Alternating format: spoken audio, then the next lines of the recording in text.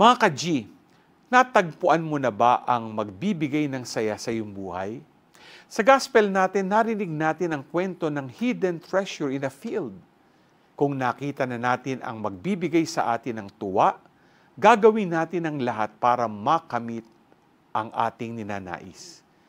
Ito ang ating pakaiingatan at pahahalagan kasi dito nagmumula ang magdudulot sa atin ng tunay na galak. Walang kahit anumang bagay sa mundong ito ang magbibigay ng ganap o puspos na galak sa atin. Maaaring may mga bagay na magbibigay ng saya, subalit panandalian lang ito.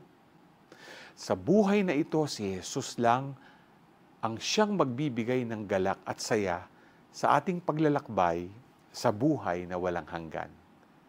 Ikaw, handa ka bang gawin ang lahat ng iyong makakaya upang makamit ang natatagong treasure hidden in the field, ang kaharian ng Diyos?